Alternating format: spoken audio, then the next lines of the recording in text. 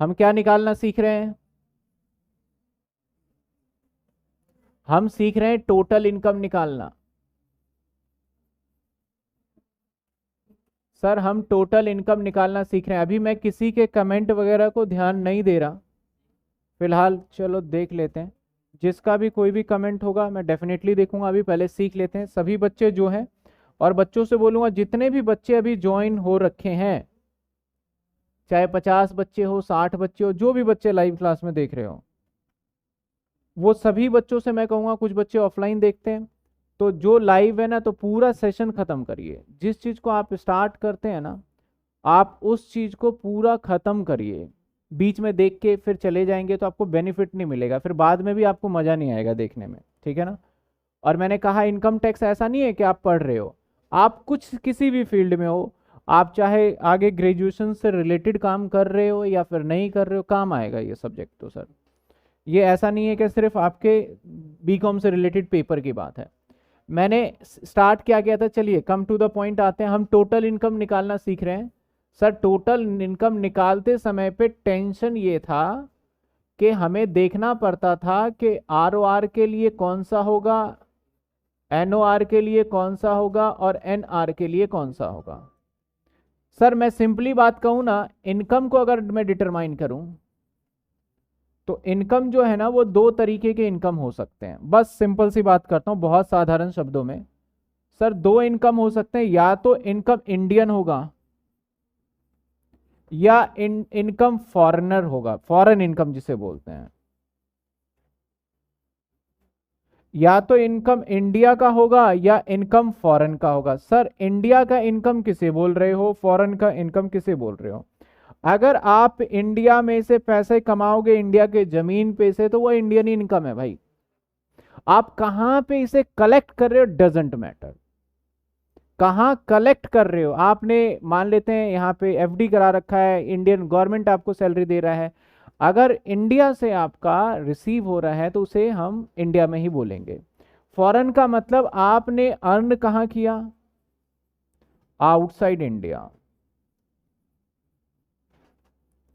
और sir receive भी आपने किया आउटसाइड इंडिया, तो उसको बोलते हैं हम फॉरेन इनकम। यानी सब कुछ बाहर ही है, कमाया भी आपने बाहर और रिसीव भी कहाँ किया आपने, उसे फॉरेन इनकम बोलते हैं। अगर कमाया बाहर और अगर इंडिया में रिसीव कर लिया तो उसे इंडियन इनकम के तरीके से ही ट्रीट किया जाएगा। समझे बात आप? तो फॉरेन इनकम अगर आपको समझ गया, बाकी बचा हुआ सारा इंडियन इनकम है। सिंपल सी बात है भाई, दो ही तो इनकम है, या तो इंडिया की इनकम है या फॉरेन का।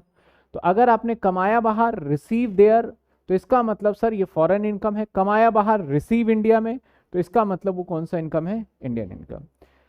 इंडियन इनकम सबके लिए टैक्सेबल होता है, चाहे आपका स्टेटस कुछ भी हो, सबके लिए टैक्सेबल होता है। सिंपल सा याद रखने का तरीका है, एन ओ आर हो आपका स्टेटस या एन आर हो, अगर इंडियन इनकम है तो आपका स्टेटस वट एवर हो आपके लिए टैक्सेबल होगा। लेकिन फॉरेन इनकम सिर्फ एक को ही टैक्सेबल करता है, आर ओ आर, और बाकी को टैक्सेबल नहीं करता। इतनी छोटी सी बात आपको ध्यान रखना है, ठीक है ना। इसके साथ साथ कुछ एक इनकम एग्जेम्प्टेड वाले हैं, वो ध्यान रखने हैं। इनकम एग्जेम्प्टेड कौन से? एग्रीकल्चर इनकम, जो भारत की जमीन पे होगा उसे बोलेंगे, ठीक है। पास्ट अनटैक्स्ड इनकम, पास्ट जो पुराने हमारे इनकम जो अनटैक्स्ड हैं। इसके साथ साथ और कौन सा था सर? एग्रीकल्चर इनकम बोल दिया, पास्ट अनटैक्स। या फिर आपका गिफ्ट हो रिलेटिव से, गिफ्ट मैरिज ओकेशन पे हो, तो ये कुछ एक इनकम है जो कि हमारा एग्जेम्प्ट था एम्प्लॉय से, जो कि मैंने इस चार्ट में बताया। सर याद रखने का तरीका क्या है, या तो इनकम इंडियन होगा या तो फॉरेन होगा। इंडियन होगा टेंशन ही नहीं है, सबके लिए टैक्सेबल। फॉरेन हुआ तो सिर्फ आरओआर के लिए टैक्सेबल। अब सर क्वेश्चन घुमा घुमा के बोलेगा कि ये इंडियन इनकम है नहीं, बोलेगा कि एसबीआई के अंदर इंटरेस्ट पेरिस में रिसीव किया मिस्टर राम ने, तो भैया आप टेंशन नहीं लेना, अगर इंडिया के जमीन पे कमाया गया ना तो उसी तरीके से। ऐसे भी बोल सकता है कि इंडियन गवर्नमेंट ने बॉन्ड इशू किया और एक आउटसाइडर ने जो कभी इंडिया आया ही नहीं, उसने उस बॉन्ड को खरीद लिया। बॉन्ड क्या होता है, नॉर्मली एक पैसे जमा उमा करते हैं, एफडी टाइप का मान लो, तो उसको हर साल ब्याज दिया जा रहा है। तो सर इशू जो किया वो तो इंडियन गवर्नमेंट ने किया, तो इनकम तो अल्टीमेटली इंडियन ही हो गया। तो अब आपको क्वेश्चन मार्क है ही नहीं कि भाई कोई जॉन रिसीव कर रहा हो या फिर जॉनी रिसीव कर रहा हो या राम रिसीव कर रहा हो, कोई फर्क ही नहीं पड़ता, क्योंकि वो हो गया इंडियन इनकम। ठीक है, इसी से रिलेटेड मैंने आपके लिए जो चार्ट था, ये चार्ट पूरा था और इस चार्ट को हमने समझ लिया था पूरा अच्छे से। ठीक है, आज का एजेंडा क्या है सर? सिर्फ और सिर्फ आपके साथ क्वेश्चन प्रैक्टिस करने हैं इससे रिलेटेड, क्योंकि हमने बेसिक कॉन्सेप्ट तो समझ ही लिया है। सिर्फ और सिर्फ क्या प्रैक्टिस करेंगे हम? क्वेश्चन। उस क्वेश्चन को प्रैक्टिस करने से पहले कुछ और मैं एक कॉन्सेप्ट बता देना चाहता हूं, जो कि कई बार एग्जामिनर पूछ लेता है। चलिए वो देख लेते हैं। अभी वैसे ये चैप्टर है पूरा, लेकिन अभी आपको सिखाया नहीं जाएगा, बाद में पूरा चैप्टर कराऊंगा तो इसके पूरे रूल एंड रेगुलेशन के साथ बात करूंगा। बस एक होता है सेट ऑफ, चैप्टर वैसे है set of and carry forward, लेकिन एक कॉन्सेप्ट समझना पड़ेगा सर आपको कि सेट ऑफ का मतलब क्या होता है। जो हमारा गवर्नमेंट है ना, अगर मैं गवर्नमेंट की बात करूं तो आप सिंपल सी बात समझ लेना, टैक्स डिपार्टमेंट, जिनका काम टैक्स डिपार्टमेंट का है, टैक्स डिपार्टमेंट।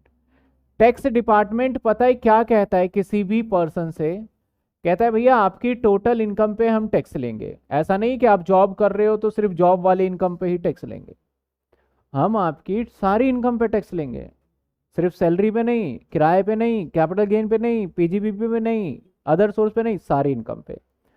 तो भैया इसकी सारी इनकम की बात करें तो जैसे मैंने गिनवा दिया आपको, क्या बात कर रहा है ये? सैलरी पे भी टैक्सेबल। क्या बात कर रहा है ये? हाउस प्रॉपर्टी पे भी टैक्सेबल। क्या बात कर रहा है ये? पीजीबीपी पे भी टैक्सेबल। क्या बात कर रहा है ये? कैपिटल गेन पे भी टैक्सेबल। मैं शॉर्ट फॉर्म में लिख रहा हूं, और अदर सोर्स पे भी। इस पे जैसे कोई भी इनकम हो, इन सभी इनकम को जोड़ के जो टोटल इनकम होगा, सरकार उस पे आपसे टैक्स मानती है आफ्टर डिडक्शन, और जो भी हम देखेंगे। सेट ऑफ का मतलब क्या है? कई बार ऐसा हो सकता है किसी पर्सन का कि हाउस प्रॉपर्टी से उसका लॉस हो, जैसे मान लेते हैं कि 5,000, यहां पे 2,000 का लॉस है, यहां पे 20,000 का प्रॉफिट है, यहां पे 6,000 का प्रॉफिट है, यहाँ पे 4,000 रुपए का इनकम है। तो इनकम जब कैलकुलेट करेंगे ना, तो हमें टोटल इनकम का मतलब होता है सारे इनकम को तो लेके चलेंगे, साथ के साथ अगर ऐसा कोई जगह है जहां से हमें लॉस हो गया तो सरकार बोलता है भैया फिर उसे माइनस कर लो। लेकिन इसके भी रूल हैं, जो रूल हम इस पूरे चैप्टर में पढ़ेंगे। अभी रूल में समझा नहीं सकता, छोटा सा चैप्टर है, तब समझाएंगे। सिंपली बता दूं, सैलरी से अगर आपकी इनकम और हाउस प्रॉपर्टी से आपकी लॉस है तो चलता है, लेकिन बिजनेस से लॉस और सैलरी से इनकम आपस में सेटअप नहीं हो सकता, कुछ रूल है। सेटअप का मतलब क्या है? जैसे कि अभी मैं फिलहाल बताऊं ना, 5,000 और 20, 25,000 और 6, 25 और 4 29 और 6 35, 35 में से 2 माइनस कर दोगे तो 33,000 पे आपका टैक्सेबल इनकम हो जाएगा। कोई बच्चा ये ना पूछे कि सर 33,000 तो टैक्सेबल ही नहीं होता, मैं समझाने के लिए बता रहा हूँ, ठीक है ना। तो 33,000 पे टैक्सेबल होगा। इसका मतलब जो बीच में माइनस होता है ना, वो माइनस करना अलाउड है, लेकिन ये माइनस कहाँ और कब, इसके भी रूल्स हैं। ऐसा नहीं कि कहीं भी माइनस कर देंगे। तो अभी इस चैप्टर में तो पूछेगा ही नहीं आपसे, ऐसा कॉम्प्लिकेशन करेगा ही नहीं वो। जो भी हम क्वेश्चन करेंगे वो आने वाले चैप्टर में सेटअप एंड कैरी फॉरवर्ड में पढ़ेंगे, ठीक है।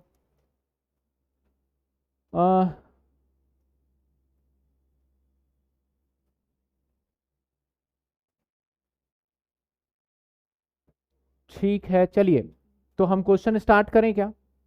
सीधा सीधा क्वेश्चन उठाते हैं, और ज़्यादा क्वेश्चन, कुछ क्वेश्चंस आप करोगे, कुछ क्वेश्चंस मैं कर दूंगा, और जल्दी जल्दी खत्म कर देंगे। ज़्यादा नहीं, 15-20 क्वेश्चन है। आई थिंक फर्स्ट क्वेश्चन मैंने आपको दिया था। अब आते हैं हम सेकंड, ये वाला कर लिया था क्या? आप बताइए, आप बताते जाइएगा। ये कर लिया था है ना? फोर्थ करा था? नहीं करा। छोटा सा क्वेश्चन था, नहीं करा होगा शायद। लेकिन अब फटाफट से देख लेते हैं, कोई क्वेश्चन रहेगा नहीं। आपको भी हालांकि मैंने दिया था, आप लोगों ने भी होपफुली ईमानदारी से किया हो, और ईमानदारी से करना भी है। आंसर है तो इसका मतलब ये नहीं कि देख लेना है। कुछ बच्चे, पता है प्रैक्टिस ना बहुत जरूरी है। कुछ बच्चे सोचते हैं आंसर तो है ही है, क्वेश्चन पढ़ा और एक बार मन के अंदर बोला कि इसका ये होगा, फिर चेक कर लिया। फिर क्वेश्चन पढ़ा, फिर मन के अंदर सोचा ये हो गया, चेक कर लिया। इसे प्रैक्टिस नहीं बोलते। फिर एग्जाम के अंदर वो मन काम नहीं आता, फिर आपका सिर्फ क्वेश्चन ही क्वेश्चन दिखता है, आपको ध्यान रखना हो। इसलिए मैं कहूंगा सभी बच्चों से कि आप प्रैक्टिस जरूर करें और लिख के प्रैक्टिस करें, ठीक है ना।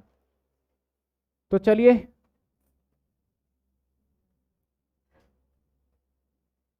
आपका बोल इसमें क्या पूछा गया सर क्वेश्चन में कहता है कि एक्स नॉन रेजिडेंट है। नॉन रेजिडेंट मतलब एनआर, यानी जो ये इनकम हमें बताना है यहाँ पे, वो बताना है सिंपली एनआर के लिए, यानी हमारा ये एनआर है। मैं थोड़ा सा टाइम बचा रहा हूँ, अपना क्वेश्चन दोबारा लिख नहीं रहा। फॉर्मेट जो बुक के अंदर फॉलो किया जा रहा है, आपने भी वही फॉलो करना है जो नोट्स के अंदर दिए जा रहे हैं, ठीक है ना। तो फॉर्मेट बताने के मेरे हिसाब से है नहीं, बाकी एनआर है, एनआर के लिए क्या टैक्सेबल होगा नहीं होगा, सारे रूल माइंड में ध्यान रखना। कहता है ये royalty receive by him outside India from the government of India. भाई गवर्नमेंट ऑफ इंडिया से रॉयल्टी मिला है। अब सिंपल सी बात है, गवर्नमेंट ऑफ इंडिया से अगर रॉयल्टी मिल रही है तो इनकम तो इंडिया की है। अब आपका स्टेटस वट एवर हो, मुझे आगे ज्यादा पढ़ने की जरूरत भी नहीं है, टैक्सेबल होगा या नहीं होगा, बिल्कुल होगा टैक्सेबल, ठीक है ना, क्योंकि ये इंडिया का इनकम है। कुछ बच्चे पूछेंगे सर कैसे का, क्योंकि इंडियन गवर्नमेंट रॉयल्टी दे रहा है, तो इंडियन गवर्नमेंट इंडिया में से ही रॉयल्टी दे रहा होगा, तो इसलिए। आगे कहता है technical fee receive from A limited. भाई कोई ए लिमिटेड होगा, an Indian company in Germany advice given by him. भाई इंडियन कंपनी है, एडवाइस हम कहीं भी दें, फोन कॉल आ जाएगा यूएसए में एडवाइस दे, लेकिन इंडिया पे तो है, तो इंडिया के अंदर ना, इनकम इंडिया से ही कमाया जा रहा है, तो ये भी टैक्सेबल हो जाएगा। सर कितने रुपए टैक्सेबल हो जाएगा, 234। Income from business in India, देखो income from business in India receive outside India, क्या फर्क पड़ता है। इंडिया में मैंने बोला ना, अगर आप इंडिया का इनकम माना गया तो आपका स्टेटस मैटर ही नहीं करता सर, स्टेटस वट एवर हो टैक्सेबल होगा। ये आपका हो जाएगा टोटल, जो भी कर लेंगे फटाफट से, 34,000, 2,34,000, 3,36,000। अब देखिए इसमें भी किसी का डाउट हो सकता है, तो मैं 1-1 मिनट का टाइम लूंगा। जिसका डाउट हो, मन में कोई शंका हो, आप पूछ सकते हैं, जिसका डाउट हो। सर क्वेश्चन शो नहीं हो रहा, थोड़ा नीचे, ओके मेरे पास हो रहा है वैसे शो, मैं थोड़ा नीचे कर देता हूँ इसको, ये लीजिए।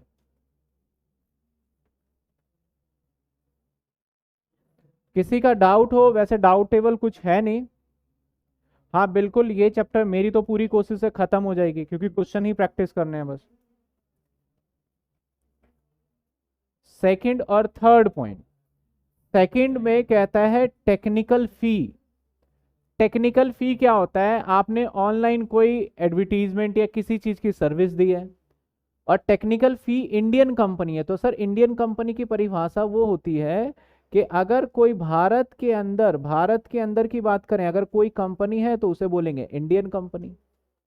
और आपने सर्विस दिया, मान लेते हैं क्वेश्चन में क्या कहता है, आपने एडवाइस जर्मनी में दिया, तो भाई बाहर दिया, लेकिन पैसे अल्टीमेटली तो यहीं से कमाई हुई है, भारत की जमीन से ही कमाई हुई है। आप जर्मनी में रह रहे होते और जर्मनी में सर्विस देते तो फॉरेन इनकम बोलते हैं उसको, वहां पे भी देखा जाता है रिसीव कहाँ किया है। तो इसलिए ये इंडियन इनकम है, और इंडियन इनकम मैंने क्या बताया, सबके लिए टैक्सेबल होता है। पॉइंट नंबर 3 में भी बिजनेस इंडिया में आ गया, रिसीव आउटसाइड इंडिया हुआ, तो बिजनेस अगर इंडिया में ही है आपका, तो सबके लिए सर टैक्सेबल हो जाएगा, बहुत सिंपल सी बात है।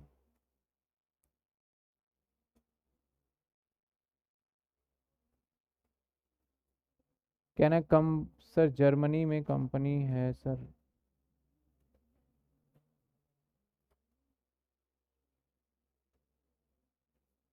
3 और 9, 9 तो है भी नहीं यहाँ पे। अभी और भी क्वेश्चन देखते हैं, मैंने देख लिया है। आपके डाउट अगर क्लियर नहीं हो तो लास्ट तक मैं आपके डाउट क्लियर करके जाऊंगा, ठीक है ना। तो और भी क्वेश्चन देखते हैं, चलिए। नाउ चेक करिए, वॉइस आ गई। हाँ मैंने देख लिया आ गई, चेक करिए प्लीज। अब आ गई होगी, बताइए क्लियर है वॉइस। ठीक है ठीक है, लास्ट रह गया हो तो मैंने करेक्ट कर दिया था, ठीक है। नेक्स्ट क्वेश्चन पे देखते हैं, ध्यान दीजिए बोर्ड पे, वो थोड़ा सा बैटरी डाउन हो गया था माइक का, इसलिए ध्यान देना यहाँ पे। कहता है mister Akbar who is a citizen of Iran, sir यहाँ का पर्सन नहीं है। रिसीव एजुकेशन इन इंडिया, ये इंडिया के अंदर एजुकेशन लेने आया 1 May 2015 to June 2020। He went to Iran 2 June 2020, यानी सर ये कब आया इंडिया में पहली बार? 1/5/2015, और स्टिल पूरे टाइम इंडिया में था 1/6/2020 तक इंडिया में ही था। और ही वेंट टू ईरान 2 जून को चला गया ये, यानी 2/6/2020 में चला गया, ये चला गया। इसका मतलब 2 जून को गया। देखो एग्जामिनर कैसे कंफ्यूज करने की कोशिश कर रहा है। 2 जून को गया, लेकिन जिस दिन गया भाई उस दिन भी तो इंडिया में ही है, तो ये मान के चलो 2 जून को गया तो जून में भी 2 दिन रह रहा है ये, ठीक है ना। अब आगे देखते हैं। ही स्टार्ट वर्किंग देयर, और वहीं पे वर्किंग कर रहा है सितंबर 2020 तक, फ्रॉम 1 सितंबर। भाई 2 जून को चला गया अब तुम वहां पे ईरान में, अब उसने 1 सितंबर से क्या करा, वहीं काम कर दिया स्टार्ट। ही वर्किंग सितंबर, ही अगेन कम इंडिया 15 दिसंबर 2020, वापसी है ये 15 दिसंबर को आया। 2020 में वापसी आ गया ये, एक बार गया फिर वापसी आया। फिर से क्या कहता है, दिसंबर एंड वेंट ईरान, फिर 25 जनवरी को चला गया ये। 25 जनवरी 2021 में फिर चला गया ये। हिज इनकम, उसने पूरा इनकम जो कमाया है ना इन ड्यूरेशन में, ये इनकम कमाया है, कुछ सैलरी, कुछ dividend receive Indian company, interest, bank deposit. तो सर अगर हमसे तीनों के लिए पूछता तो कुछ सोचना ही नहीं था। अब सबसे पहले हमें डिसाइड करना होगा कि जो ये मिस्टर अकबर है इसका रेजिडेंशियल स्टेटस क्या है। इसका रेजिडेंशियल स्टेटस देखने के लिए हम सबसे पहले एक काम करते हैं, सिंपली करंट ईयर को डिफाइन कर देते हैं।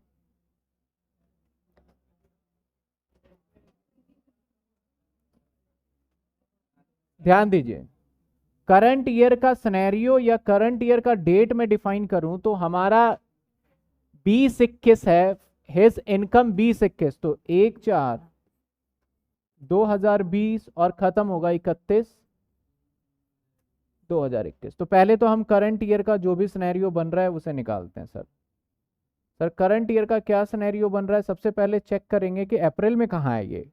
अप्रैल में इंडिया में ही है, मई में भी इंडिया में है, यानी 2 जून तक, 2 जून 2/6/2020 तक इंडिया में है।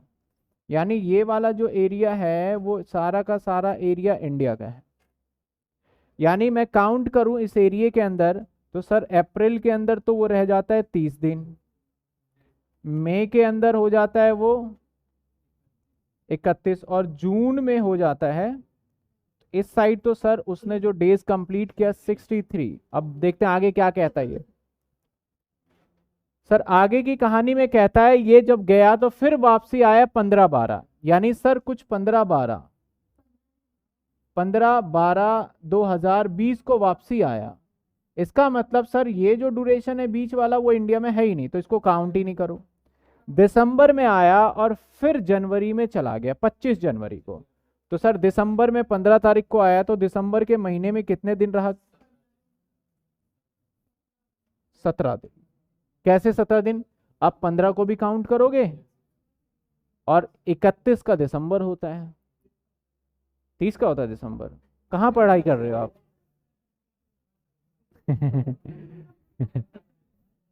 कह रहे हैं 30 का होता है दिसंबर।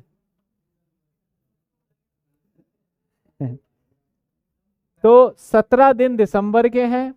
अब जनवरी में भी वो 25 को छोड़ के जा रहा है, तो सर मैं जैन की बात करूं ना तो जैन में भी वो 25 को छोड़ के जा रहा है तो 25 दिन ही है। इसके बाद चला गया तो इसके बाद कहां गया नहीं गया पता नहीं। 17 और 25 की मैं बात करूं कितने दिन, तो सर वैसे यहां पे देखा जाए तो 63 और 42 पहला जो कंडीशन है ना 182 डेज वाला तो नहीं कर रहा सर ये।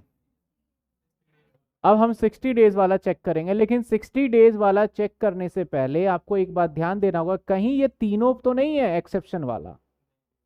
तो ये तीनों भी ना आउटसाइड इंडिया एम्प्लॉयमेंट के लिए है, ना इंडियन ओरिजिन है, ना क्रू मेंबर है। तो सर इस पे दूसरा कंडीशन अप्लाई हो सकता है। उसमें कहता है 60 दिन करंट ईयर में, 60 days during the current year. तो ये तो सर है पिछले 4 सालों में। सर इससे पीछे की 4 सालों की बात करूं ना, तो इससे पीछे तो लगातार वो भारत में ही है। 2015 में भी भारत में है, 16 में भी भारत में है, 17 में भी भारत में, 18 में भी भारत में, 19 में भी भारत में, 20 तो स्टार्ट हो गया। तो क्या आप मेजर कर सकते हो क्या पिछले होगा ये? यानी सर ओरली देखा जाए 365, लेकिन मैं ये आपको सिर्फ बताने के लिए कर रहा हूँ, एग्जाम में आपको एग्जैक्ट डेट लिखना है कि सर ये यहाँ से यहाँ तक 365 दिन कंप्लीट कर रहे हैं, और इसलिए ये रेजिडेंट अभी तो हो गया आर। अब एडिशनल देख कर लेते हैं। तो सर ये 2 बार तो रेजिडेंस, यहाँ भी रेजिडेंट हो जाएगा और यहाँ भी रेजिडेंट हो जाएगा और यहाँ भी रेजिडेंट हो जाएगा, क्योंकि 182 वाला कंफर्म कर देगा ये। जरूरी नहीं है, आप 2 साल में 3 साल में भी 182 दिन वाले कंप्लीट कर दो तो आपका, उसने कहा है क्वेश्चन में कंडीशन 10 आउट ऑफ 2, 10 में से कोई भी 2 साल, तो जरूरी है 10 साल रहो। अगर आप 3 साल में 2 बार कर दोगे तब भी माना जाएगा। और रहा बात 730 दिन, तो 730 दिन भी कर रहा है, 2 साल में ही हो जाएगा इसका, लगभग लगभग 700 से प्लस। तो यानी इसका स्टेटस जो मैं देख पा रहा हूं, अब इसके इनकम को आरओआर के हिसाब से डिटरमाइन करना है, तो मैं यहां पे सिंपली यही करके दिखा देता हूं।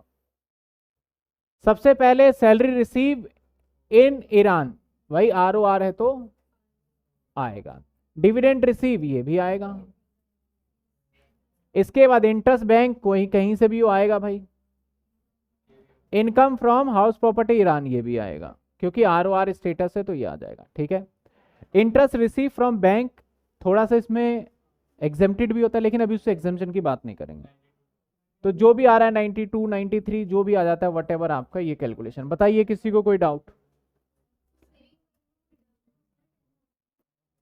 वो आगे डिडक्शन में करेंगे हम, ठीक है ना। डिडक्शन मिलता है 80 TTA के अकॉर्डिंग, वो बाद में देखेंगे। बताइए कोई डाउट? सर 1 वाला क्यों? स्टेटस आरओआर है, और आरओआर में आपकी इनकम कोई सी भी हो टैक्सेबल तो होगा ही होगा। Point number 1, salary receive Iran में कर रहा है, लेकिन मैंने क्या कहा, अगर आप कहोगे सैलरी रिसीव ईरान में हो रहा है, जॉब भी ईरान में कर रहा है, तो इसका मतलब सर ये तो फॉरेन इनकम हो गया। और आप, मैंने स्टार्टिंग में ही बताया कि सर जो फॉरेन इनकम होता है ना, उस इनकम पे तो आर ओ आर तो टैक्स देगा ही देगा, चाहे कुछ भी हो। तो आप कह रहे हो सर ये तो है फॉरेन इनकम, क्योंकि बाहर ही रिसीव है, बाहर ही सब कुछ हो रहा है, लेकिन इसका स्टेटस क्योंकि आर ओ आर है, इसलिए मैंने बोला इसको टैक्स देना पड़ेगा। समझे बात आप? ठीक है, चलिए एक और क्वेश्चन देखते हैं।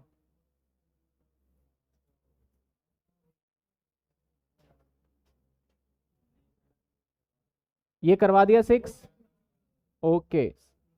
7 नहीं कराया, तो देखो फटाफट से होते जा रहे क्वेश्चन, और क्या कर सकते हैं।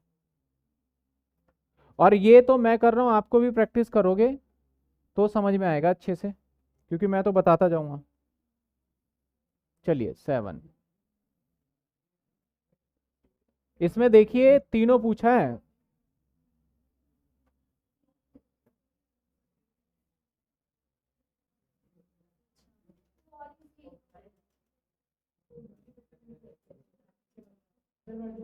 एक यहाँ पे वर्ड आ रहा है युगांडा। हाँ जी, देखिए पीछे से जो बच्चे बैठे हैं अभी, थोड़ा सा वो सिर्फ कॉन्सेप्ट पे फॉलो करिए।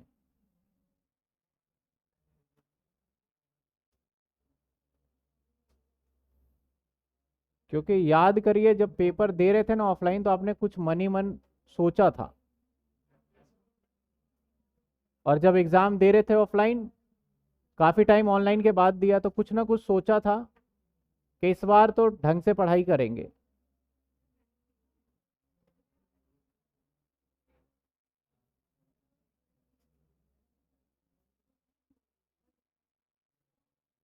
चलिए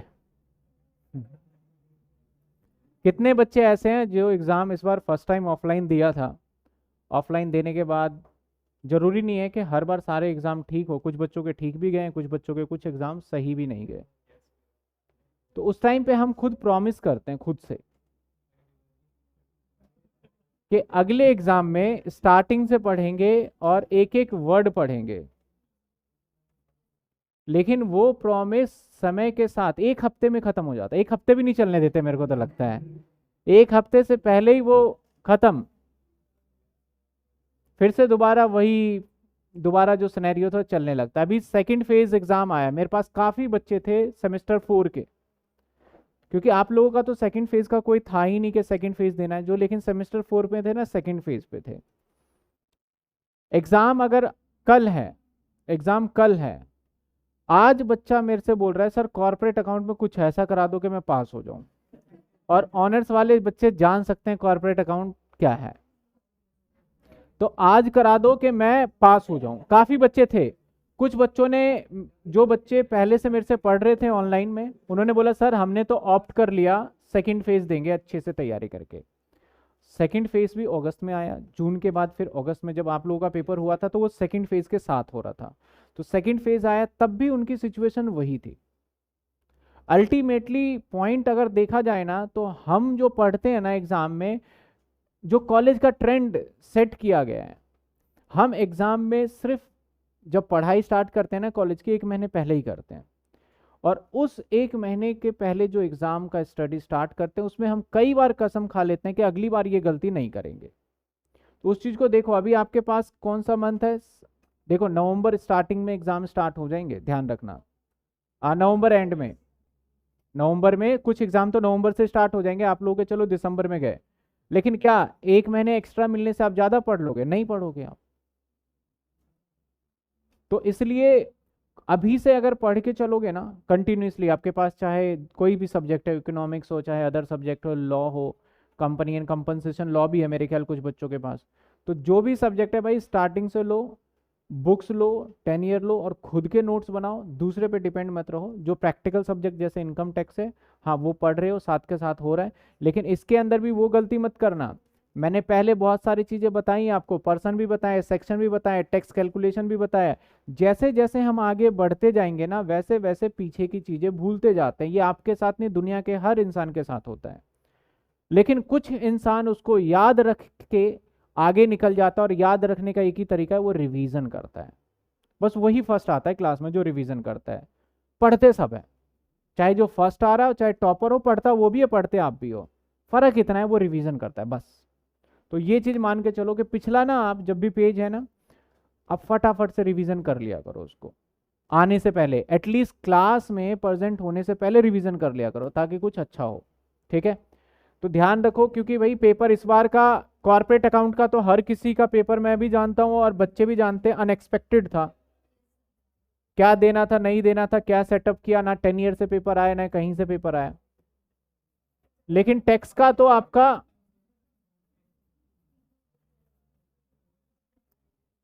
चलिए, और ये एक बच्चे के साथ नहीं था कॉर्पोरेट, हर बच्चे के साथ था। वो बोल रहे थे कि भाई पेपर आउट ऑफ क्या दिया, क्योंकि पहले उन्होंने, नहीं सिलेबस आउट ऑफ नहीं कह सकते, पहले से उन्होंने पेपर का पैटर्न नहीं बताया था आपको कि हम एमसीक्यू पूछेंगे, हम फाइनल अकाउंट में से पूरे वाले क्वेश्चन नहीं पूछेंगे, हम सिर्फ शॉर्ट क्वेश्चन पूछेंगे।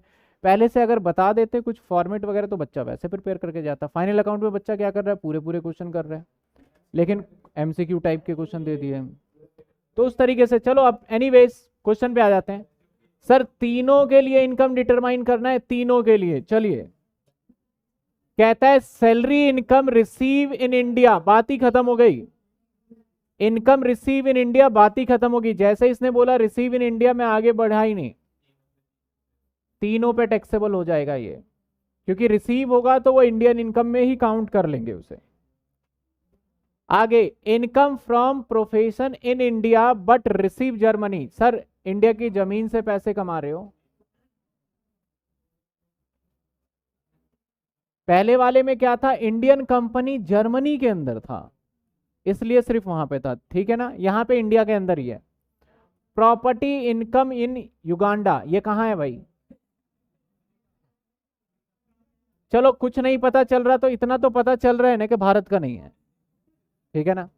एक प्रॉपर्टी है, उससे हमें टोटल जो इनकम जनरेट हुआ था ना वो 5 लाख, 5 में से 240 रेमिटेड टू इंडिया। हुआ ऐसा कि 5 में से 240 टोटल इनकम था सर 5 लाख का, 5 लाख में से 240 हमारा इंडिया में रेमिटेड हो गया। तो सर रेमिटेड का मतलब तो सिर्फ आरओआर पे टैक्सेबल है। बाकी का जो 260 बच गया ना, मान लो रिसीव देयर, मतलब वही रिसीव हो गया, तो सर ये वाला इनकम तो फॉरेन इनकम बन गया। तो अब देखो, ये वाला इनकम भी आरओआर पे सिर्फ लगेगा, और ये वाला इनकम वैसे फॉरेन इनकम बन गया। फॉरेन इनकम किस पे लगता है? सिर्फ आर ओ आर पे। तो आप ध्यान से देखो कि ये टैक्सेबल जो पूरे 5 लाख है ना, सिर्फ इसके लिए होना है, इन दोनों के लिए नहीं होना। किसी को दिक्कत है क्या? आप इसको देखो, 5 लाख था, रेमिटेंस था, रेमिटेंस में मैंने बताया था आपको, पॉइंट लिखा था आपने, किसके लिए टैक्सेबल होता है? सिर्फ आरओआर। तो चलिए रेमिटेंस के अकॉर्डिंग इसको आरओआर में डाल दिया। लेकिन दूसरा इनकम रिसीव ही देयर हो रहा है, तो हम क्या मान रहे हैं इसको सर? हम इसको मान के चल रहे हैं फॉरेन इनकम। और फॉरेन इनकम किसी के लिए टैक्सेबल हो चाहे ना हो, लेकिन आरओआर के लिए तो तय है। तो आरओआर में दोनों को ऐड करके लिख दीजिए या अलग अलग करके लिख दीजिए, कोई फर्क नहीं पड़ता। तो ये था हमारा third point, C point. Profit earn business in Bangalore. Bangalore कहाँ है भाई? इंडिया में ही है, तो तीनों में।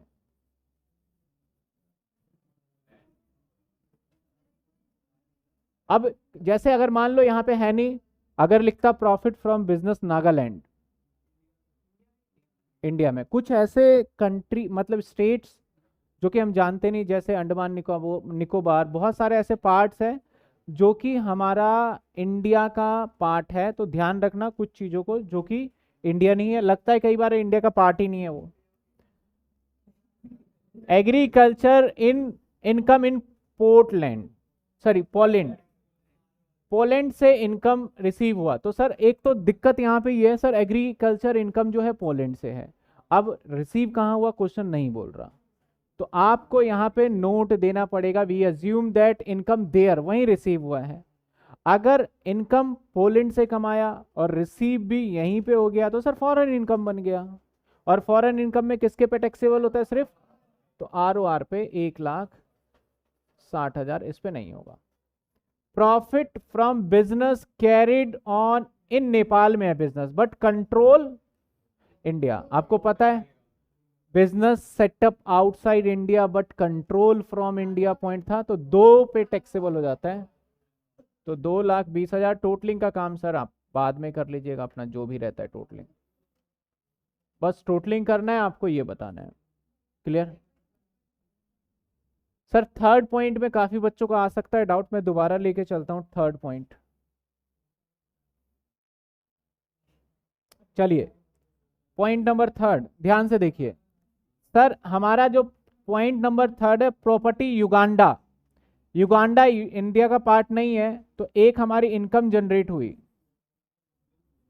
और इनकम हमारा युगांडा से जनरेट हुआ जो इंडिया का पार्ट नहीं है, 5 लाख। अब सर अगर ये इनकम युगांडा से जनरेट हुआ और वहीं रिसीव हो रहा है, कुछ भी क्या क्या कहता है वो देख लेते हैं। कहता है सर इसमें से कुछ इनकम तो इंडिया में लाया गया है, कुछ इनकम लाया गया, कैसे पता चला? रेमिटेंस वर्ड है। तो इसमें से 240 इंडिया में लाया गया, जिसको नाम दिया हमने रेमिटेंस। 240 इंडिया में लाया गया जिसको नाम दिया रेमिटेंस।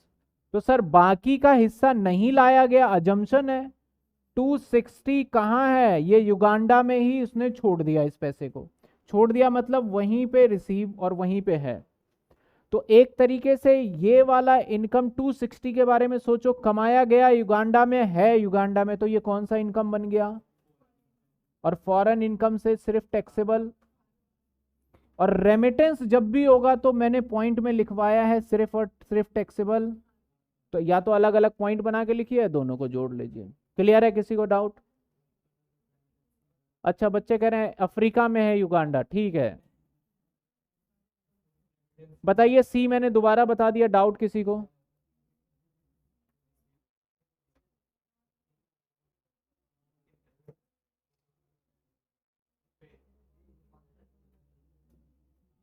ठीक है, 240 क्यों नहीं आएगा एनओआर में? एनओआर में नहीं ना, मैंने सिर्फ बोला रेमिटेंस एक के लिए टैक्सेबल होगा। इसका टोटल कर लीजिएगा,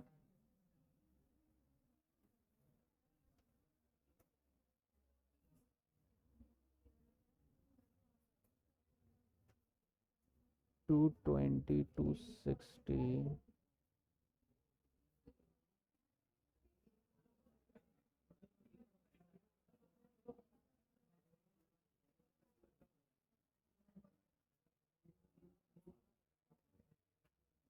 चलिए और क्वेश्चन देखते हैं।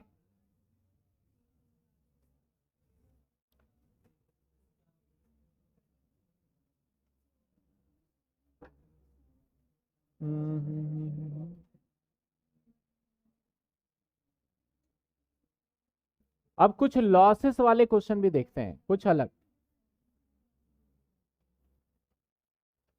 कुछ बच्चे कह रहे थे कि सर वो वाला क्यों नहीं हुआ रेमिटेंस वाला दूसरे में, तो देखो मैंने यहाँ कहीं तो लिखा था, कहाँ लिखा, कहाँ लिखा, कहाँ लिखा? थर्ड, रेमिटेंस होगा तो सिर्फ इंडिया के लिए टैक्सेबल है, बाकी के लिए नहीं है। चलिए sir, interest receive government paid, how to know? चलिए,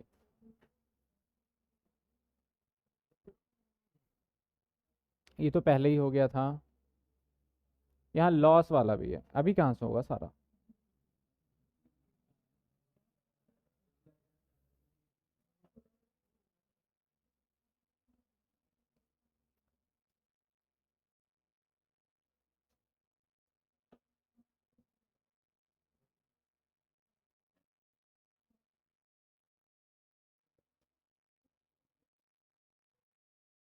किसके लिए निकालना है? ये कौन है? दो के लिए है ना?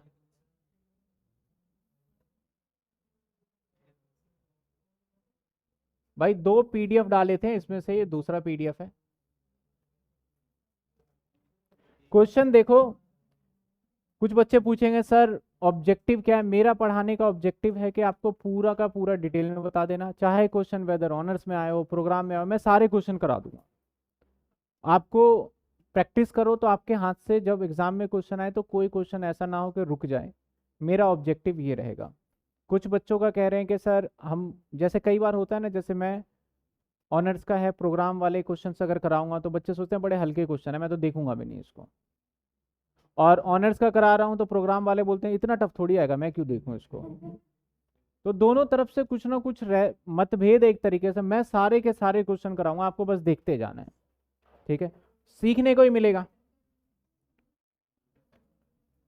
कहता है the following information compute gross total income why the assessment year 20 और 21, सॉरी 21-22। मिस्टर वाई अगर नॉन ऑर्डिनरी रेजिडेंट हो और नॉन रेजिडेंट, यानी अगर ये एनओआर हो और एनआर हो तो इसका इनकम आप बता दें क्या होगा, ये बोल रहा है क्वेश्चन। ठीक है सर, पेंशन मिला है इसे। अगर मैं पेंशन की बात करूं, pension service rendered in India, rendered का मतलब होता है इंडिया में ही इसने काम किया, बट रिसीव इंग्लैंड। तो सर पेंशन जो इंडिया में सर्विस दिया है, तो किसी ना किसी कंपनी में इंडिया में काम कर रहा हो सकता है रेलवे में काम कर रहा हो, सर्विस इंडिया में दिया। अगर आप जॉब रेलवे में कर रहे हो, सर्विस कहाँ दे रहे हो? इंडिया में। अगर आप काम कर रहे हो किसी पार्लियामेंट के अंदर, तो आप सर्विस कहाँ दे रहे हो? इंडिया में। ऐसे ही कह रहा है पेंशन तभी तो मिलेगा जब आप इंडिया में काम कर रहे हो। तो भाई ये पैसा जो है इंडियन गवर्नमेंट से ही आ रहा है, तो आपके लिए इस हिसाब से किस पे होना चाहिए? तीनों। अब हमें तो दो का निकालना है, तो अभी दो का देखना है। रेमुनरेशन, रेमुनरेशन क्या होता है सर? सैलरी होता है। कंसल्टेंसी सर्विस इन कनाडा, हमने कनाडा में कंसल्टेंसी सर्विस दिया, लेकिन कहां से दिया ये भी देखो। But half of that receive in Mumbai. अच्छा, इसका मतलब हमारा 2 लाख रुपए का इनकम है, इस 2 लाख रुपए में से remuneration consultancy service in Canada, मैंने कनाडा में ही सर्विस दिया है, जिसमें 1 लाख रुपए तो हम रिसीव कर चुके हैं इंडिया में, और बाकी का 1 लाख रुपए कनाडा में ही मेरा पड़ा हुआ है। तो सर ये वाली जो इनकम है ये तो हो गई फॉरेन इनकम, इसके लिए तो सिर्फ आरओआर ही रिस्पॉन्सिबल है टैक्स देने के लिए। और ये वाली हो गई इंडियन इनकम, और इंडियन इनकम तीनों के लिए, तो हम तो दो के लिए निकाल रहे हैं, तो आएगा ही आएगा। तो यहां भी क्या आएगा? क्लियर? चलिए, loss income textile business carried on in Bangladesh. Sir Bangladesh India से बाहर है, वहां पे था कंट्रोल फ्रॉम इंडिया। तो क्या था आपका, दो आता है लेकिन हम सिर्फ दो के लिए निकाल रहे हैं। Business situated outside India but control from India, वो वाला पॉइंट लगेगा, दो के लिए होता था, लेकिन पहले वाला पॉइंट तो है ही नहीं यहाँ ROR, तो सिर्फ और सिर्फ NOR के लिए लगेगा। और मजे की बात देखो, लॉस है, तो लॉस में क्या करेंगे सर, 75,000 माइनस। कुछ बच्चे देख रहे होंगे हम एग्जाम में कैसे करेंगे, मैं तो देखो सामने जल्दी, ताकि ज्यादा से ज्यादा क्वेश्चन कर पाऊं। एग्जाम में यही सारी लाइनें आपने लिखने हैं एग्जाम के अंदर, और उसके बाद फिर इस तरीके से माइनस प्लस करना होगा, इस बात का ध्यान रखना। चलिए समझ में आया, एक इसके लिए नहीं होगा सर। फी और technical service payable by Z non resident, the tax payment related to business carried on India. तो कहने का मतलब है कोई technical fee non resident, non resident मतलब मान लेते हैं हम बिल गेट्स, जो बिल गेट्स है वो नॉन रेजिडेंट है। क्यों सर, भारत आ ही नहीं रहा वो, तो नॉन रेजिडेंट है। तो fee technical service payable by Z, Z हमें इसका फीस देगा। मैंने कोई सर्विस दिया बिल गेट्स को, तो वो मुझे फीस देगा, तो पेबल बाय जेड। तो जेड कौन है, नॉन रेजिडेंट है, ठीक है। The payment related to a business carried on in India, लेकिन वो बिजनेस कहाँ है, इंडिया में, मैं तो यहीं से बात कर रहा हूं उससे। तो इसका मतलब ये इनकम कौन सा हो गया, इंडियन इनकम ही हो गया। जैसे ही इंडियन इनकम हो जाता है तो किस पे टैक्सेबल लगता है, तीनों पे। हमारे पास दो है तो हम दोनों पे लगा देंगे इसको। सर टोटल कर लीजिए इसका अब आप। सेकंड पॉइंट फिर से अभी बताते हैं। नहीं ये 10 लाख है, ध्यान रखना। 1 लाख है, अच्छा मैंने गलत लिख दिया।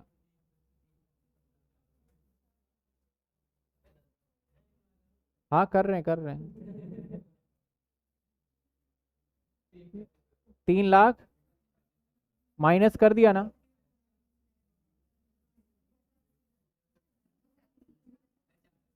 4 25। चलिए सर थर्ड पॉइंट एक बार और कह रहे हैं कि बता दीजिए। थर्ड पॉइंट मैं फिर से बता देता हूं एक बार, क्योंकि मुझे लग ही रहा था थर्ड पॉइंट में दिक्कत होगा। सर थर्ड पॉइंट क्या कहता है, थर्ड कौन सा है हमारा, लॉस वाला। अरे मैंने इसको क्यों कर दिया, चलो इसे वापस ले आते हैं। लॉस वाले की बात कर रहे हैं। कहता है loss incurred in textile business. Textile business क्या होता है, कपड़ों का, कपड़ों का जो काम होता है उसे टेक्सटाइल बिजनेस भी कहते हैं, ठीक है ना। तो टेक्सटाइल बिजनेस से हमें लॉस हो गया, एक बिजनेस था जहां से मुझे नुकसान उठाना पड़ा। मैंने सबसे पहले ही आपको बताया कि सर जो आपको टैक्स देना है ना, वो देना है किस पे, अभी याद आया होगा मैंने यहाँ पे भी एक PGBP से लॉस बताया था। तो आपको टैक्सेबल जो लॉस होता है ना, उसको माइनस करके टोटल इनकम पे देना होता है टैक्स। तो सेम यहाँ पे देखिए आपका, देखा जाए तो एक टेक्सटाइल बिजनेस था जहां से हमें लॉस हुआ, ठीक है। और वो बिजनेस हमारा भारत के अंदर नहीं है, वो बांग्लादेश के अंदर है। तो सेटअप आउटसाइड इंडिया है वो, लेकिन हम कंट्रोल जो कर रहे हैं ना वो इंडिया से कर रहे हैं। तो ऐसे सिचुएशन में दो पे टैक्सेबल हो जाता है, तो ROR और NOR पे। तो ROR की तो बात ही नहीं है यहाँ पे, क्योंकि पूछा ही नहीं गया। तो NOR पे सिर्फ मैंने इस पे टैक्सेबल करना था, लेकिन चूंकि लॉस है तो हम क्या कर देंगे उसको माइनस, ताकि टोटल इनकम एक्यूरेट निकल पाए। क्योंकि आप प्रॉफिट पे अगर सरकार को टैक्स दे सकते हो, तो लॉस करके अगर आपका नुकसान हुआ है तो इनकम में से माइनस करके अपने टैक्स को बचा भी सकते हो। अब बोलता है कोई कि हम नहीं माइनस करना चाहते इस लॉस को, मत करिए, सरकार कभी मना भी नहीं करेगी, लेकिन लॉजिक यही है कि आप माइनस कर सकते हैं, ठीक है ना।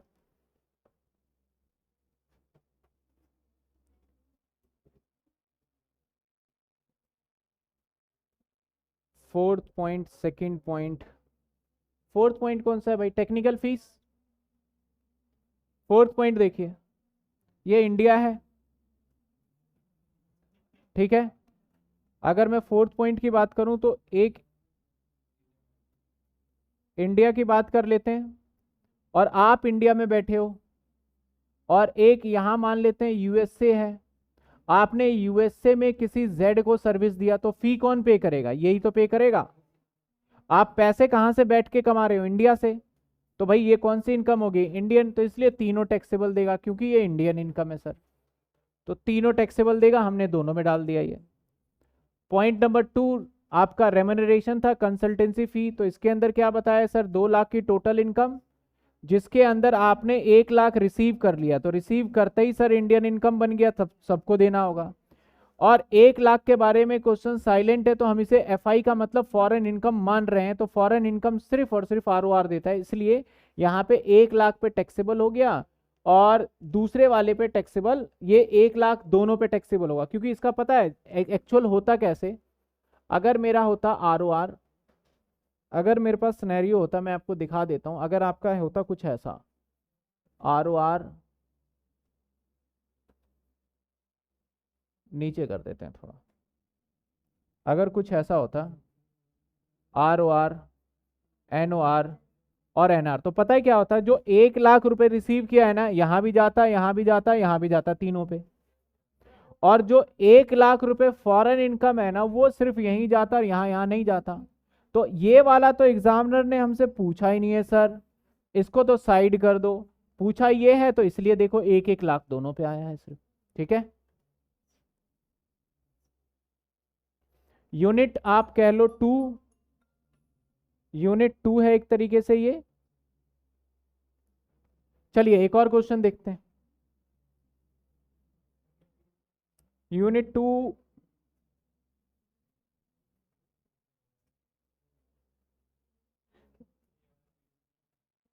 नहीं आया?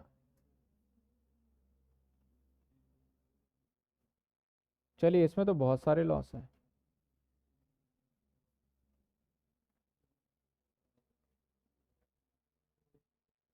चलिए इसको तो अभी इसके बाद करेंगे, दूसरा क्वेश्चन देखते हैं, ये वाला बाद में करेंगे हम।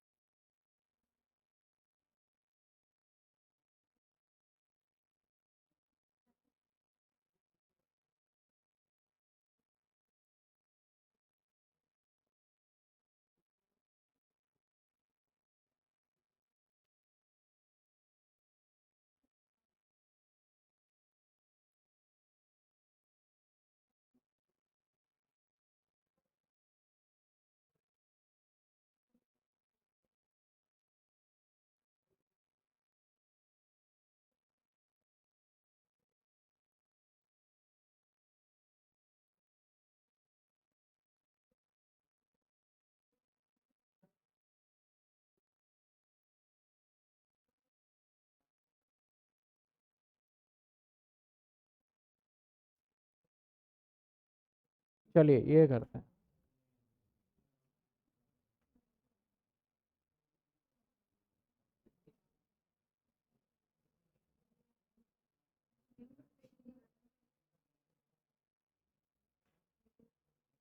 तीनों के लिए निकालना है यहाँ भी।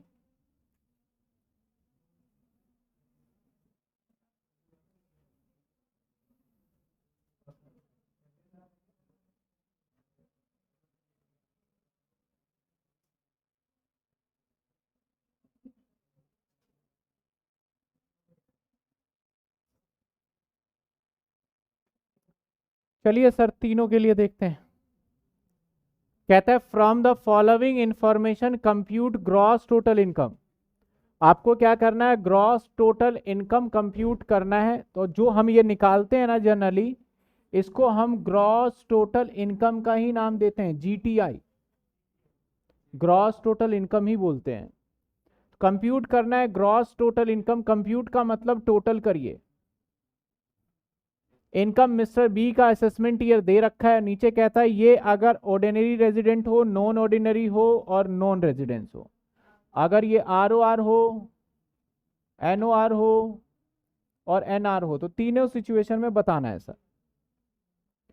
कहता है salary for service rendered in Canada but receive in, तो सर रिसीव हो गया तो आपका स्टेटस कुछ भी हो, इंडियन इनकम बन गया ये रिसीव होते ही।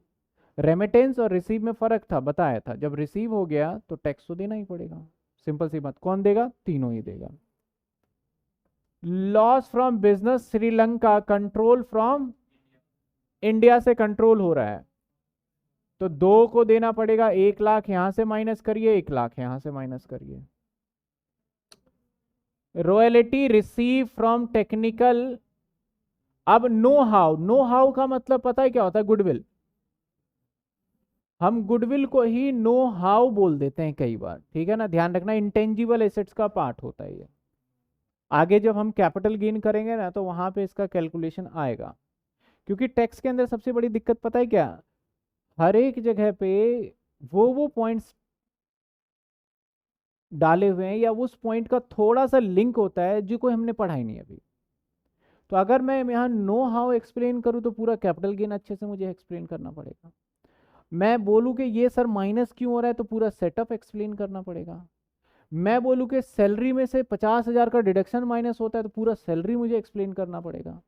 मैं बोलूँ हाउस प्रॉपर्टी में से 30% का 24A होता है डिडक्शन माइनस, तो वो एक्सप्लेन। तो ये वाला चैप्टर थोड़ा सा ऐसा ही रहेगा, हम कुछ चीज़ों को बस मैंने बोला और आपको ये मानना पड़ेगा कि जी ऐसा होता है। लेकिन जैसे जैसे हम पांचों हेड कंप्लीट करेंगे ना तब मैं फिर से कनेक्ट करवा दूंगा कि देखो वहां पे बोला था और यहाँ पे ये इसलिए बोला था, ठीक है ना। तो कुछ इसके अंदर स्टार्टिंग में तो मेरे लिए लिमिटेशन ही मान के चलो। कहता है कि इसके अंदर royalty receive technical know how use by mister x non resident in business carried out India, business carried out India but receive in London. तो बिजनेस कैरिड कहाँ है? इंडिया में। तो बस सारी बातें टेंशन ही खत्म हो गई भाई, इंडिया में बिजनेस है तो 3 लाख। फिर से पढ़ के बता दूं। कहता है कि रॉयल्टी इनकम है भाई, कोई इनकम है ये मान लो। रॉयल्टी क्या होता है? बेसिकली रेंट से इनकम आता है, और या फिर आपने कुछ ऐसा काम किया है जिसकी वजह से आपका कोई इनकम जनरेट हो जाता है। For technical know how use by mister x, mister x किसी ने यूज किया, वो नॉन रेजिडेंट है, तो कहानी वही हो गया जैसे मैंने बिल गेट्स वाला बोला था। और in a business carried out India, तो एक पर्सन था एक्स, उसने बोला कि भैया इस इनकम को जो आपका रॉयल्टी है वो मैं हिंदुस्तान के अंदर इस्तेमाल करके इससे बिजनेस करूंगा और फिर पैसा कमाऊंगा। तो बिजनेस तो इंडिया में ही चल रहा है एक तरीके से, इसलिए किस पे टैक्सेबल हो गया? ये तीनों के ऊपर टैक्सेबल हो गया। रिसीव लंदन में हो रहा है, क्या फर्क पड़ता है? सोर्स तो इंडिया से है ना। इनकम फ्रॉम एग्रीकल्चर पोर्शन इन सिक्किम, कहाँ है ये? इंडिया का ही पार्ट है। तो इनकम टैक्स किसी एग्रीकल्चर इनकम पे कभी भी टैक्सेबल नहीं होता अगर भारत की जमीन से कमाया हुआ हो तो, ठीक है। नाम देखो थोड़ा सा, सिक्किम, कुछ बच्चे सोच सकते हैं बाहर है, चाइना में है, कुछ सोच सकते हैं। Interest on bank deposit in Sri Lanka subsequently remitted to India, सिर्फ ROR के लिए टैक्सेबल होगा। बस खत्म। आप टोटल इनकम कर देंगे, GTI आ जाएगा। पता है क्वेश्चन में ना,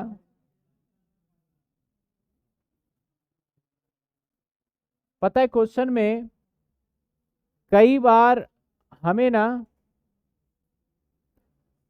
अजम्पशन लेना पड़ता है, कुछ बातें जैसे नहीं बताता। जैसे मैंने बोला कि एग्रीकल्चर इन पोलैंड, तो आपको पता ही नहीं चल रहा सर पैसा रिसीव कहाँ गया, एग्जामिनर ने क्लियरिटी नहीं दिया।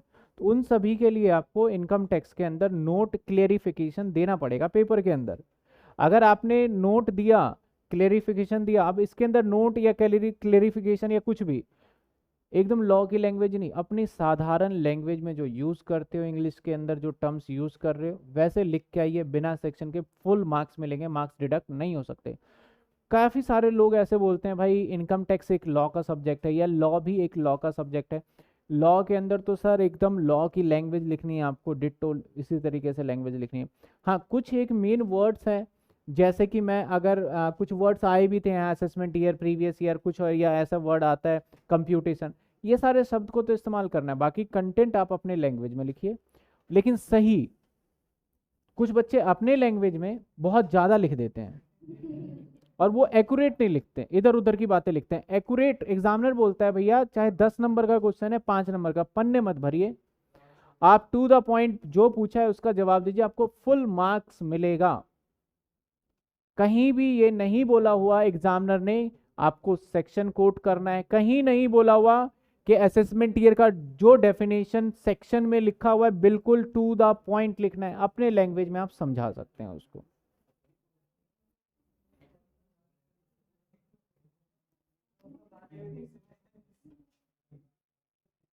ट्यूटर वीडियो डिसेबल आ रहा है, अभी कोई एरर आ रहा होगा देखना। आपको विजुअल है ना इल्मा, आपको विजुअल है? कोई दिक्कत आ रहा होगा ट्यूटर वीडियो डिसेबल का, मैं देख लूंगा क्या इशू आ रहा है, 1-2 दिन से आ रहा है। अब मैं एक बार डाउट भी देख लूं बच्चों के, बहुत सारे बच्चों ने शायद कुछ कुछ कमेंट भी किया है। पॉइंट नंबर 4 जतिन ने कहा है सर अगर कोई फॉरेन में इनकम अर्न कर रहा है और इंडिया में रिसीव कर रहा है तो क्या इंडिया और फॉरेन इनकम दोनों गवर्नमेंट को टैक्स देगा? नहीं, अगर इंडिया में रिसीव कर रहा है ना तो इंडियन गवर्नमेंट ही टैक्स लेगा, फॉरेन इनकम उसको वेव कर देगा, वो डबल टैक्सेशन में चला जाएगा। अभी इंडिया के हिसाब से तो हमें सीखना है जतिन के देना पड़ेगा इंडिया में टैक्स। तो सर ये कौन सा यूनिट है? ये आपका दूसरा चैप्टर है बेसिकली। जतिन सर आज फिनिश, यस आज मेरी कोशिश तो यही है। देखो काफी सारे क्वेश्चन कर लिए सिंपल सिंपल, थोड़े से कॉम्प्लिकेटेड क्वेश्चन देखे फिर करेंगे फिनिश।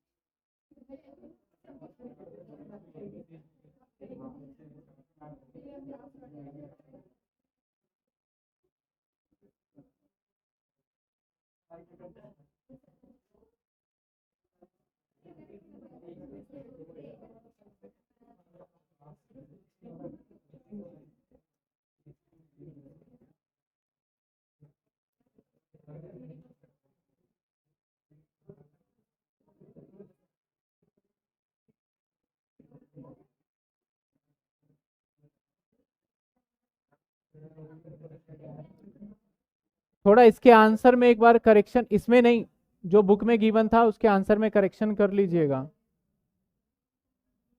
यहाँ पे देखेंगे ना तो सैलरी इनकम यहाँ पे नहीं लिखा गया, यहाँ पे होना चाहिए ये 5 लाख होगा, ये थोड़ा सा करेक्शन लगना था इसमें, ठीक है। और देखते हैं सर कोई क्वेश्चन, बिल्कुल ये क्वेश्चन करते हैं।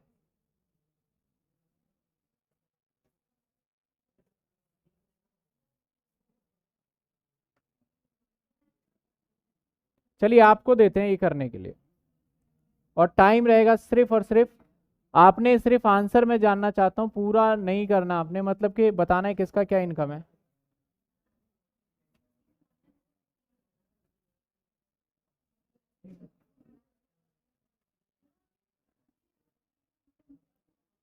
ये रहा आपके सामने क्वेश्चन, आपको करना है बिना देखे ईमानदारी के साथ।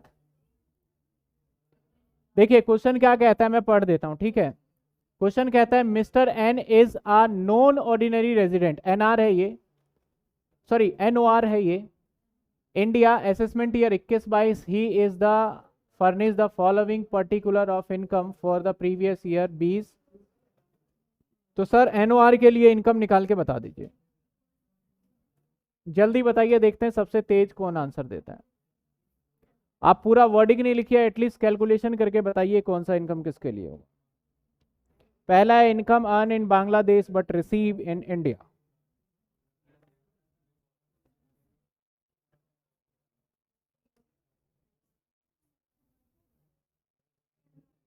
इसके अंदर एक पॉइंट बच्चों को हो सकता है कि sir sale consideration receive in Nepal, sale consideration क्या होता है ये डाउट हो सकता है, तो मैं बता दूं कैपिटल गेन का मतलब था जमीन वमीन बेच के पैसा मिला ना, तो जो पैसा मिलता है ना जमीन बेच के उसको बोलते हैं सेल कंसिडरेशन, ठीक है ना। आपने एक कैपिटल गेन इंडिया का, पुणे में एक घर था उसे बेच दिया और नेपाल में पैसे रिसीव कर लिए। हिंदी ट्रांसलेशन ये है, आप करिए आप।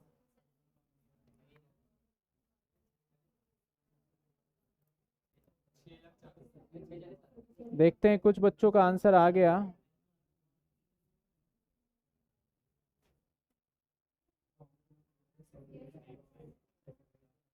हाँ मैं अभी बता दूंगा अभी दिया।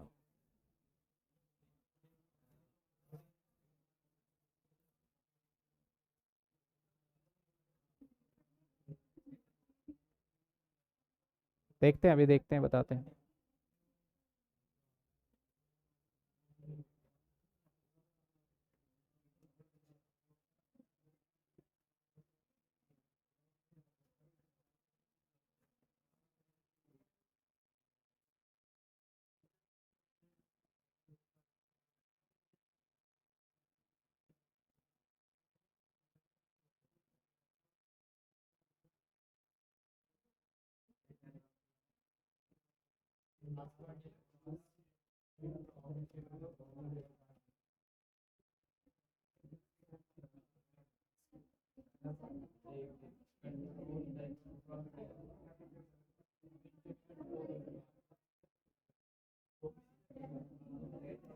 कुछ बच्चों का 690, कुछ बच्चों का 590।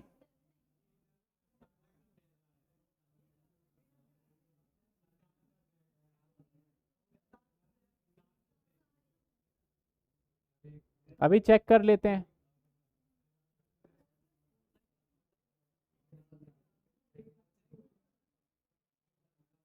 करें चेक जी, इसको एक बार देखिए। जिसने जो आंसर निकाला, अपने आंसर को वेरीफाई करना है आपको। कहता है income earn in Bangladesh receive in India. Receive हो गया तो ये एनओआर है तो कोई बात नहीं, 440 पे टैक्स देगा। कहता है capital gain in Pune, Pune Bharat से पैसा कमाया जा रहा है तो टैक्स देगा। कहता है salary receive Bangladesh rending service in Kolkata, भाई कोलकाता से पैसा कमा रहा है ये तो टैक्स देगा।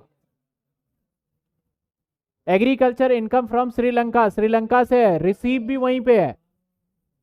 मैं ये अजम्पशन ले रहा हूं रिसीव देयर है, वहीं हुआ तो ये नहीं देगा। जिसने रिसीव इंडिया मांगा तो देगा। Profit business carried in Pakistan but control from India, India में कंट्रोल हो रहा है, out of which 50,000 receive in India.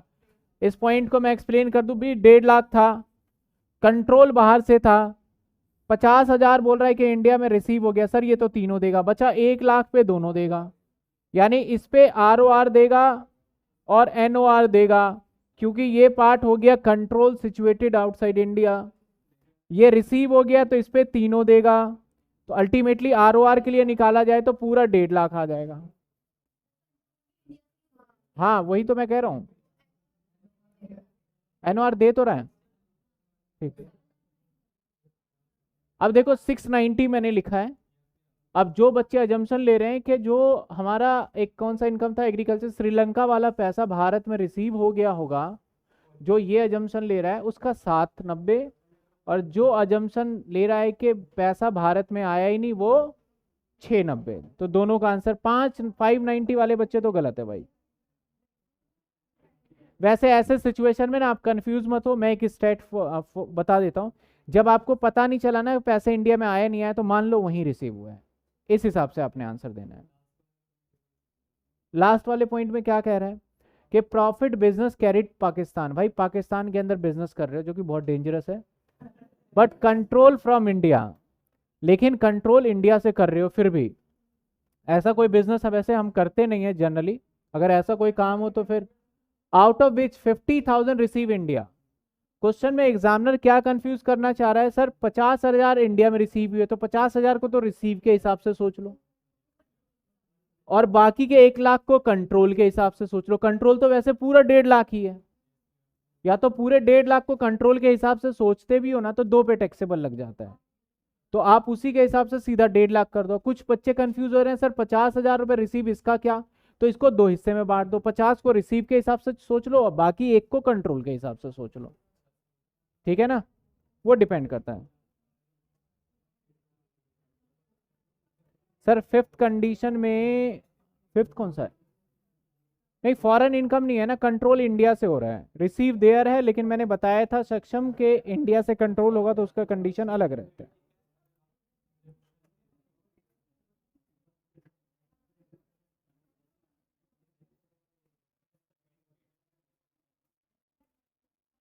अभी भेज देंगे।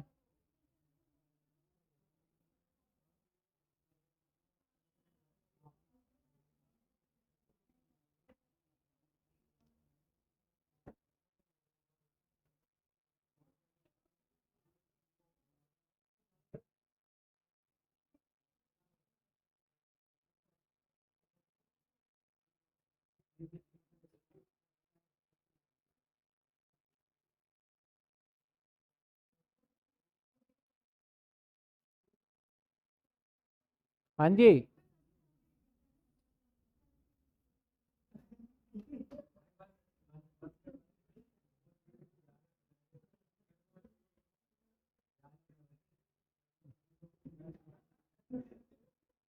एक और क्वेश्चन करें? बच्चे कह रहे हैं टाइम हो गया है। चलिए अगली क्लास के अंदर देखो मेरे पास कितने क्वेश्चन रह गया, चेक कर लेता हूँ एक बार। आपके वैसे पीडीएफ में ये सेंड कर दूंगा और बाकी बच्चों को मैंने सेंड कर दिया है। जो बच्चे देखो क्वेश्चन नंबर, मैं एक बार एक समझ लो। क्वेश्चन नंबर 1 कल मैंने थोड़ा बता दिया था, 190 ये वाला करना है। नहीं होगा जो क्वेश्चन आते ही आप डाउट बता दोगे कमेंट में। सर क्वेश्चन नंबर 2 मैंने करवा दिया है ये। क्वेश्चन नंबर 3 ये नहीं करना है क्योंकि इसमें long term short term capital gain है, ये अभी नहीं करना फिलहाल के लिए। क्वेश्चन नंबर 3 मैं पहले बता देता हूँ क्योंकि इसमें सेटअप होने के कंडीशन कुछ अलग है। क्वेश्चन नंबर 4 भी नहीं करना, ये थोड़ा सा रॉयल्टी क्यू क्यू, कौन सा ये रॉयल्टी है ना, तो क्यू क्यू बी हमारा सेक्शन है उससे रिलेटेड है, इसको भी नहीं करना फोर्थ को अभी। अब नहीं करने का मतलब ऐसा नहीं है कि हम करेंगे, लेकिन जब इस सेक्शन से कोऑर्डिनेट हो जाएगा ना, रॉयल्टी क्यू क्यू बी है और आर आर बी करके हमारे बुक के अंदर सबसे लास्ट में आता है, वो तब करेंगे। क्वेश्चन नंबर 5 करना है आपने। क्वेश्चन नंबर 6 भी आपने करना है।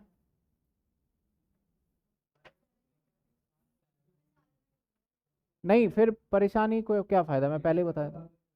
सर 6 में ना सिर्फ आप इनकम इनकम निकाल लेना, ये टैक्स कंप्यूटेशन अगर निकालना चाहते हो तो ओल्ड रिजिम मैंने बता रखा है। देखो यहाँ पे 2 रिजिम है, ओल्ड रिजिम और न्यू रिजिम।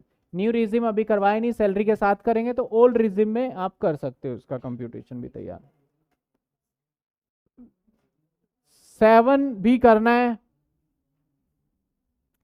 8 ये भी करना है,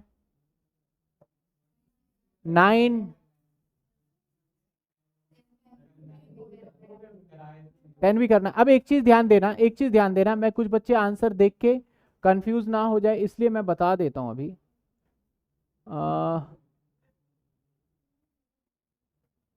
सैलरी इनकम में जो हमारा नया सेक्शन आया 16(1)(a), उसमें डिडक्शन है, मैं थोड़ा बता देता हूँ। 50,000 का ये तो कर लिया हमने। चलिए आप ट्राई करिएगा, जो ऑफलाइन वाले बच्चे हैं ट्राई करेंगे उसके हिसाब से आपका होगा।